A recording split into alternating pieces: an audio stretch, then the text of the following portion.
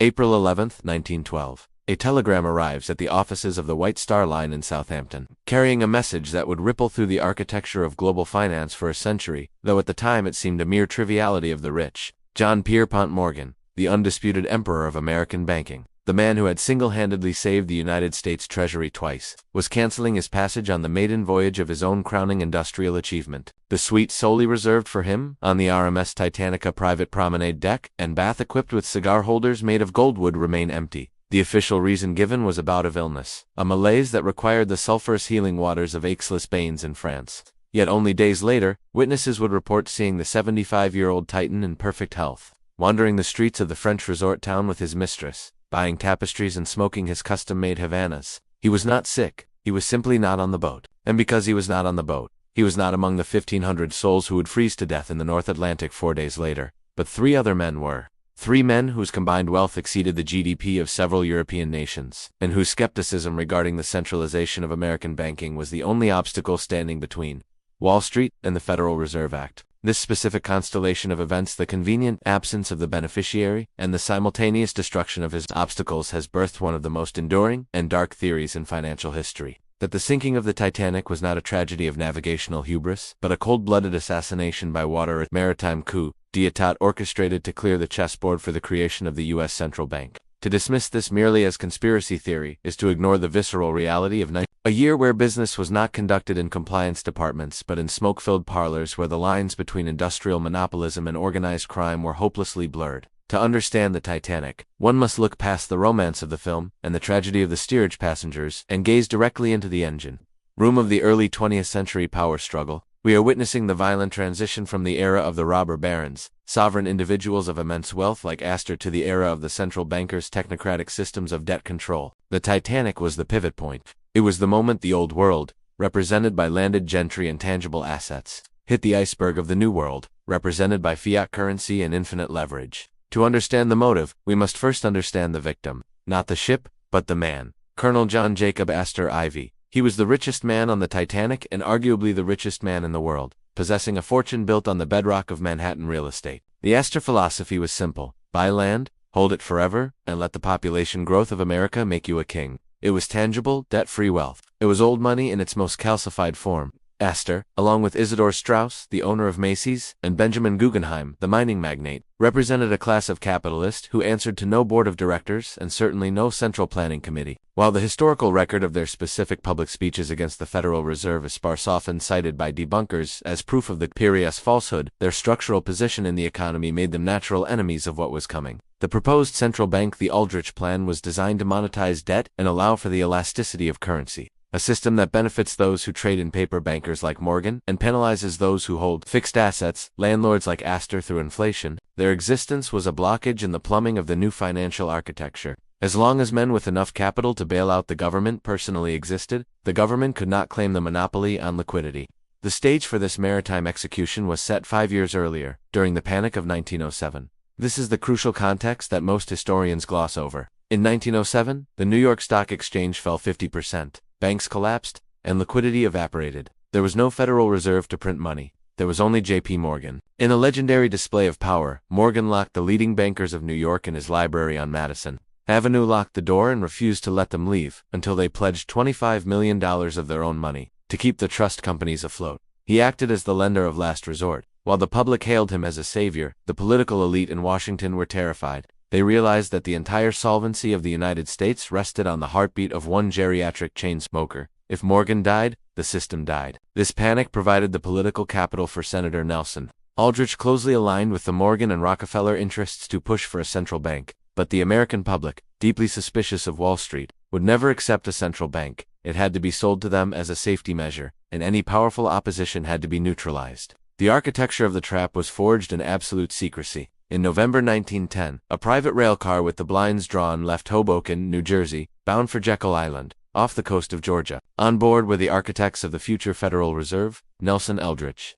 A.P. Andrew, Assistant Secretary of the Treasury, Frank Vanderlip, President of the National City Bank of New York, and crucially, Paul Vorburg, the representative of the Rothschild banking dynasty in Europe. For 9 days, these men, representing the Morgan, Rockefeller, and Rothschild interests, wrote the legislation that would become the Federal Reserve Act. They operated under false names. telling the servants they were there for a duck hunting trip. It was a conspiracy in the literal definition of the word, a group of men breathing together to plan a crime against the sovereignty of the American dollar. They knew that for their plan to succeed, they needed to consolidate the banking system and eliminate the wildcat independent nature of American capital. They needed a crisis to justify the solution, and they needed the removal of the old guard who believed in hard money. 2 years later, the Titanic is ready to sail. The ship itself was owned by the International Mercantile Marine Company, IMM, a shipping trust conceptualized and financed entirely by J.P. Morgan. Morgan had bought up the White Star Line, the Leyland Line, and the Dominion Line, attempting to monopolize North Atlantic trade just as he had monopolized American steel and railroads.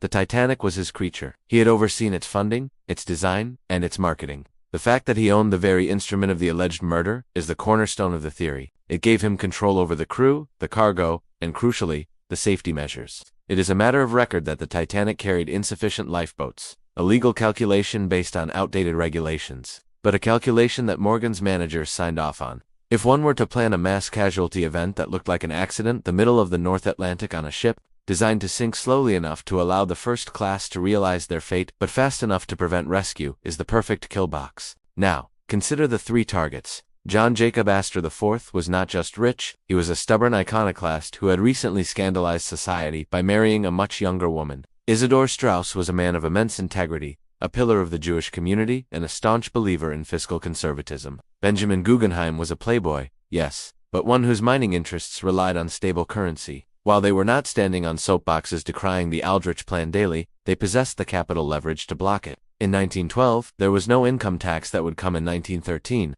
Alongside the Fed, these men had liquidity that rivaled the Treasury. If the Morgan-Rockefeller cabal wanted to institute a system of fiat currency where they controlled the printing press, men who owned the physical assets that backed the old dollar were an existential threat. Their deaths did not just remove 3 votes. It removed a center of gravity. It decapitated the hard money faction of the American aristocracy. The events of the night of April 14th are well documented, yet they contain anomalies that the accident theory struggles to explain comfortably. Why did Captain Edward Smith, a veteran seaman who was planning to retire after this voyage, ignore multiple ice warnings? Why did the ship, sailing through a known ice field, maintain a speed of 22 knots? The official inquiry labeled it excessive speed, a negligent error. The contrarian view suggests it was a suicide run. Captain Smith was a Jesuit of the sea, a man who had served the Morgan interests for decades.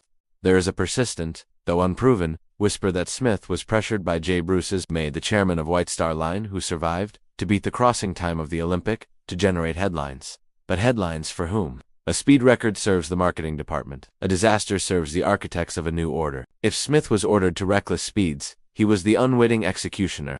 But let us zoom in on the specific movements of the targets. When the order came to load the lifeboats, the rigid adherence to women and children first was interpreted differently on different sides of the ship. On the side commanded by First Officer Murdoch, men were allowed in if there was room. On the side commanded by Second Officer Leitler, the rule was absolute: women and children only. Astor, Straus, and Guggenheim were all on the wrong side or accepted their fate with a stoicism that defies modern comprehension. Astor asked to join his pregnant wife in a lifeboat and was denied. He stepped back, lit a cigarette, and tossed his gloves to his wife, saying, "I'll see you in New York." Straus refused to enter a boat while younger men were still on deck. Guggenheim dressed in his evening wear, declaring he was prepared to go down like a gentleman. These were men of code, of honor. The system that was coming to replace them, the system of the Federal Reserve, of fractional reserve banking, of moral hazard where banks are too big to fail, has no such honor. Their death was the death of a specific type of accountability. The immediate aftermath of the sinking saw a massive consolidation of power. In December 1913, just 20 months after the Titanic went down, President Woodrow Wilson signed the Federal Reserve Act into law. It was passed on December 23rd, 2 days before Christmas, when most of Congress had already left Washington for the holidays. It was a legislative ambush, with Astor, Straus, and Guggenheim at the bottom of the Atlantic. The opposition was fragmented and distracted. The media, largely controlled by Morgan interests, had spent the previous year focusing on the sensationalism of the tragedy rather than the intricacies of banking reform. The public was exhausted, grieving, and looking for stability. The Federal Reserve was presented as the safety ship that would prevent a financial Titanic. The irony is palpable. The disaster that killed the opponents of the central bank was used to sell the necessity of the central bank. We must also scrutinize the strange case of the SS Californian. The ship that was closest to the Titanic saw its distress rockets and did nothing. The captain of the Californian, Stanley Lord, was vilified for eternity. but recent analysis of the coal records suggests the Titanic was burning a coal fire in its bunker number 6 before it even left Southampton. This fire, which weakened the structural integrity of the hull exactly where the iceberg struck, was known to the crew. Did Morgan know? Did the IMM know they were sending a compromised vessel into an ice field? If the ship was already a ticking time bomb, the accident becomes a controlled demolition. The fire made the steel brittle. The speed made the impact fatal. The lack of lifeboats made it a massacre. It was a cascade of negligence so perfect that it mimics the precision of sabotage. The two engines of this historical moment were the deflationary pressure of the gold standard and the inflationary desire of the banking cartel. The gold standard, which Astor and his peers represented, limited the power of the banks. They could not lend more than they had in gold. It was a leash. The Federal Reserve System was the pair of scissors designed to cut that leash. By removing the staunchest defenders of the old order, Morgan and his associates didn't just clear the room, they changed the geometry of the building. The wealth that was lost on the Titanic was immense, but it was static wealth. The wealth that was created by the Federal Reserve was dynamic wealth credit, debt, inflation. The sinking marked the transition from an economy based on saving Astor to an economy based on spending Keynes' Vorburge. Furthermore, we must address the insurance fraud variant of the theory, which often gets conflated with the Federal Reserve theory. This sub-theory suggests that the ship that sank was actually the Olympus, the Titanic's older, damaged sister ship, disguised as the new vessel to collect the insurance money. While technically fascinating, this theory is too small. J.P. Morgan did not need insurance money, he printed the money. The insurance payout on the Titanic was $5 million. Morgan's net worth was vastly higher, and the control of the U.S. monetary supply was worth trillions. The Olympic swap theory is a distraction for the simple-minded. The true crime was not insurance fraud. It was a geopolitical restructuring. The why is much bigger than a broken propeller. The why is the domination of the 20th century. Consider the role of the Peugeot Committee, which was investigating the money trust. The concentration of wealth in Morgan's hands around the same time. The sinking of the Titanic threw the investigation into disarray. It garnered sympathy for the grieving Morgan, who lost friends and his masterpiece. It allowed him to play the role of the tragic patriarch rather than the predatory monopoly. The narrative shifted from Morgan is too powerful to nature is the only power. It was a masterclass in distraction. When Morgan died in 1913, shortly after the Titanic and shortly before the Fed was signed, he left an estate that was surprisingly small, prompting John D. Rockefeller to say, and to think, he wasn't even a rich man. This quote reveals the truth. Morgan's power wasn't in his personal bank account, it was in his control of the flow. And the Titanic was the ultimate demonstration of flow, control stopping the flow of opposition. As we move toward the convergence of these events, we see the pattern of the managed crisis. The Panic of 1907 was a managed crisis to prove the need for a central bank.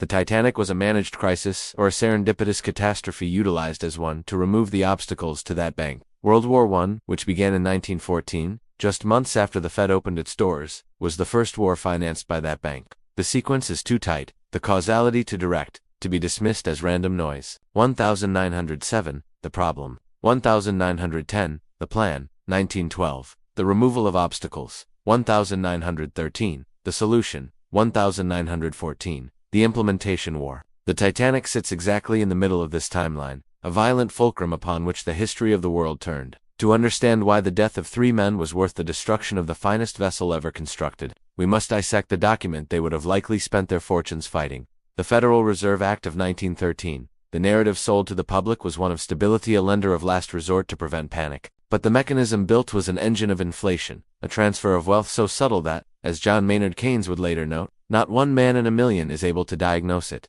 The core conflict was between two distinct views of money. Astor, Strauss, and Guggenheim belonged to the Real Bills school of thought. They believed money should represent store of value, gold, land, industrial production.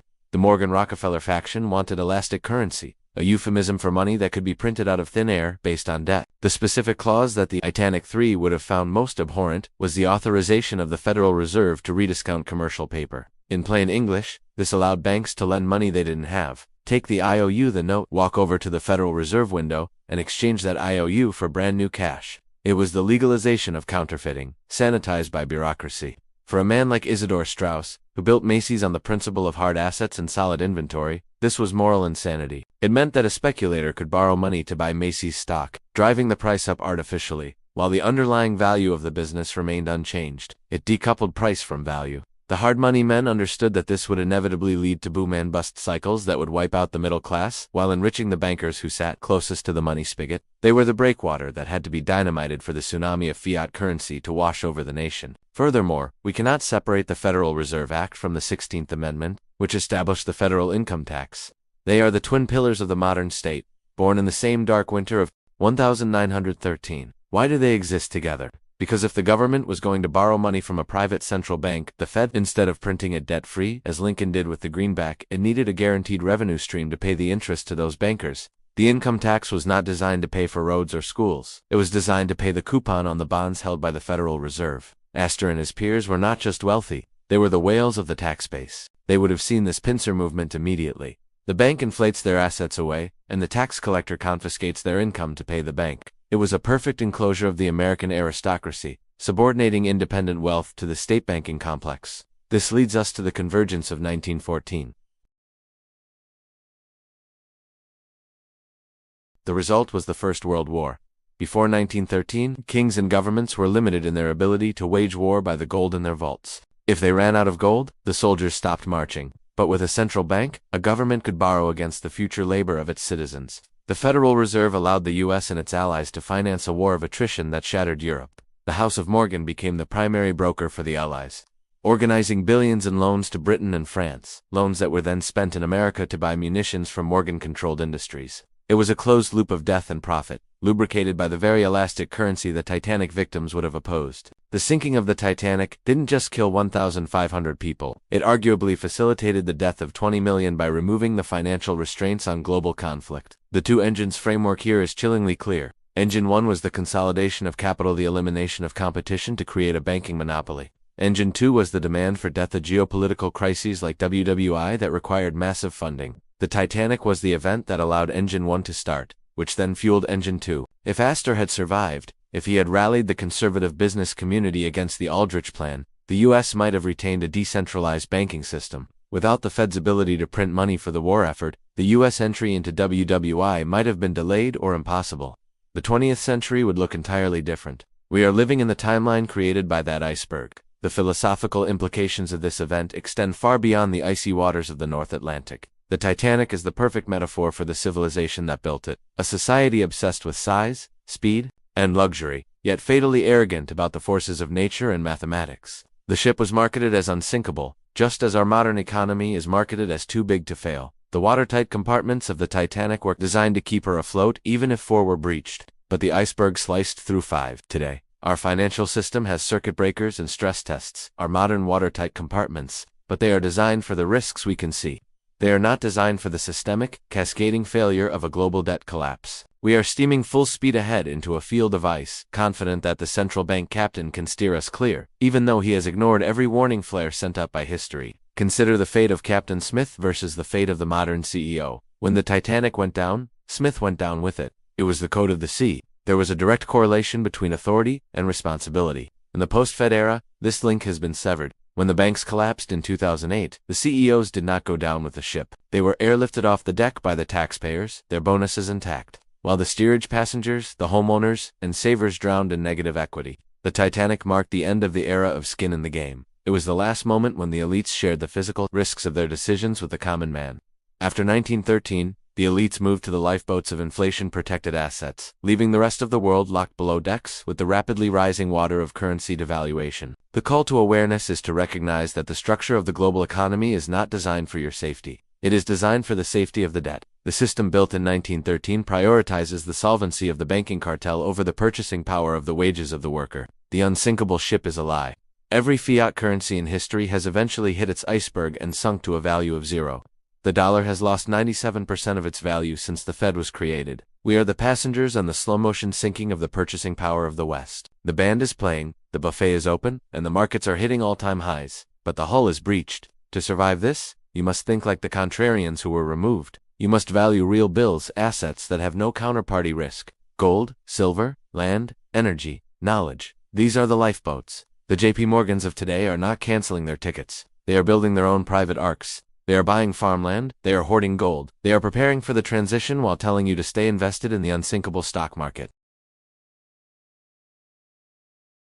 It was the sound of reality tearing through the steel plates of illusion. The telegram that saved J.P. Morgan is not coming for you. You must write your own. The history of the Titanic is not a tragedy of the past. It is a warning for the future. It teaches us that when the powerful suddenly exit the stage, when the safe assets are revealed to be traps, and when the official narrative insists that everything is under control, that is the exact moment to head for the lifeboats. The water is freezing, the night is dark, and there are not enough seats for everyone. But at least now, you know where the icebergs are.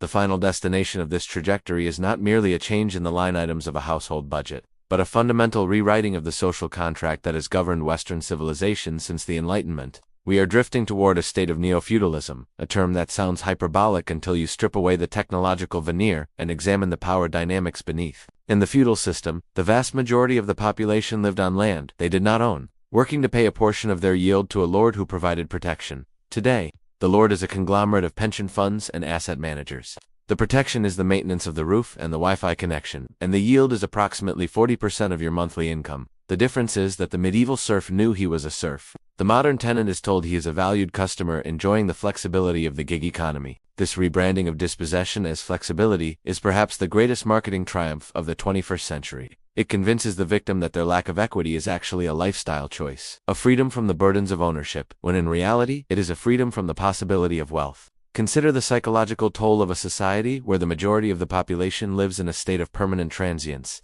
Homeownership has historically been the primary driver of civic engagement and community stability. When you own a home, you plant trees that you may not sit under for 20 years.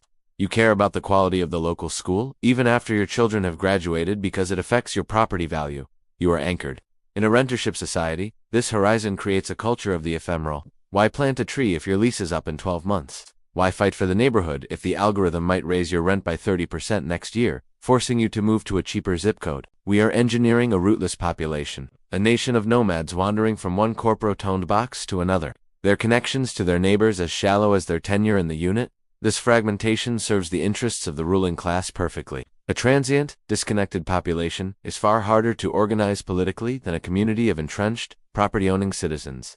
The timeline for this total transformation is shorter than most realize. We are looking at a 10-year horizon where the window of opportunity for the average earner to acquire capital assets will effectively close. The World Economic Forum's infamous prediction, "You will own nothing, and you will be happy," was not a command, but a forecast based on these very trend lines. By 2035, if current acquisition rates continue, the single-family home in a major metropolitan area will be a luxury good akin to a private plane or a concatenation of fine art, accessible only to the ultra-wealthy and the sovereign wealth funds.